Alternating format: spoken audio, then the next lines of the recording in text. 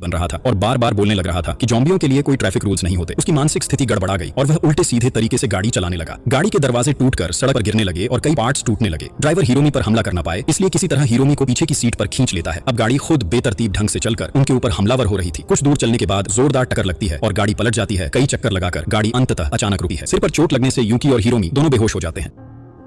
बहुत समय बाद जब यूकी को होश आता है तो वह पाता है कि हिरोमी भी बेहोश पड़ी है। वे दोनों एक साथ गाड़ी से बाहर निकलते हैं और देखते हैं कि सिर्फ उनकी गाड़ी ही नहीं, एक के बाद एक कई गाड़ियां एक्सीडेंट हुई पड़ी हैं। सड़क पर सिर्फ गाड़ियां ही दिख रही थी और आसपास किसी इंसान का कोई पता नहीं था। वे दोनों अकेले बचे नजर आते हैं। धीरे धीरे वे आगे बढ़ते हैं और कुछ दूरी पर एक सुरक्षित स्थान पर पहुंच जाते हैं। हिरोमी फोन निकालकर आसपास की स्थिति चेक कर रही होती है। उसके मोबाइल पर कई मैसेज नोटिफिकेशन आए हुए थे। ये मैसेज गवर्नमेंट के नंबर से भेजे गए थे। उन संदेशों में से एक में लिखा था कि जो भी सर्वाइवर्स शहर में हैं और जिनके शरीर पर ज़ॉम्बी वायरस का कोई इन्फेक्शन नहीं है, वे माउंट फूजी की ओर चले जाएं। वहां आप लोगों के लिए हर तरह की व्यवस्था कर दी गई है। माउंट फूजी जापान का एक जगह का नाम था। तो यहाँ जब वे यह मैसेज पढ़ रहे थे तभी हिरोमी का फोन बंद हो जाता है क्योंकि उसके फोन में बिल्कुल भी चार्ज नहीं था। अब वे दोनों चलते चलते एक जगह पर आकर बैठ जाते हैं और वहां से दूर से माउंट फूजी दिखाई दे रहा था क्योंकि माउंट फूजी एक पहाड़ था। अब उन्होंने तय किया कि वे माउंट फूजी तक जाने के लिए निकलेंगे। उन्होंने ये भी सोचा कि वे जंगल वाले रास्ते से जाएंगे क्योंकि मेन रोड उनके लिए बहुत ज्यादा खतरनाक हो सकता है। तो अब वे जंगल के रास्ते की ओर बढ़ने लगते हैं। कई घंटों तक चलने के बाद देखते देखते शाम हो जाती है। चारों तरफ अंधेरा छा जाता है, इसलिए वे दोनों अपनी सुरक्षा के लिए एक जगह रुक जाते हैं और वहीं रुकर रात बिताने का फैसला करते हैं। दोनों को बहुत जोर की भूख लगी थी और यूकी के पास सिर्फ एक ही रोटी थी। यूकी तब उस रोटी का आधा हिस्सा हिरोमी को दे देता है। हिरोमी खुश होकर उसे दिल से धन्यवाद कहती है, लेकिन अब तक वे दोनों एक दूसरे के नाम नहीं जानते थे। इसलिए हिरोमी यूकी को अपना नाम बताती है और उसका नाम पूछती है। यूकी तब बताता है कि उसका नाम यूकी है, जिसका मतलब होता है हीरो। वो ये भी कहता है कि उसके नाम का मतलब हीरो है, लेकिन असल जिंदगी में वो एक लूजर है। इतनी उम्र होने के बावजूद उसने अपनी लाइफ में कुछ नहीं किया। लेकिन हिरोमी उसे कहती है कि उसे ऐसा नहीं सोचना चाहिए क्योंकि आज उसी ने उसकी जान बचाई और यही तो एक सच्चे हीरो की पहचान होती है। वो फिर कहती है, लेकिन तुम्हारे पास तो बंदूक है, तुम उसका इस्तेमाल क्यों नहीं करते? बंदूक की बात पर यूकी हिरोमी से पूछता है, क्या तुम्हारे पास अपनी सुरक्षा के लिए कोई बंदूक है? अगर नहीं तो अपने बचाव के लिए तुम्हारे पास क्या है? हिरोमी तब एक आईपैड निकालती है और कहती है, इस आईपैड में मेरी माँ का एक गाना रिकॉर्ड किया हुआ है। जब भी मुझे किसी चीज से डर लगता है मैं माँ की आवाज में ये गाना सुनती हूँ और तुरंत मेरा मन शांत हो जाता है। हिरोमी तब गाना प्ले करती है, एक ईयरफोन यूकी को देती है और कहती है कि वो भी ये गाना सुने। फिर वे दोनों साथ में गाना सुनने लगते हैं। हिरोमी की माँ का यह गाना बहुत ही प्यारा था। दोनों ध्यान से गाना सुनते सुनते वहीं सो जाते हैं। सुबह जब यूकी की आंख खुलती है तो वह देखता है कि हिरोमी उसका कंधा पकड़े सो रही है, लेकिन तभी यूकी एक डरावनी बात नोटिस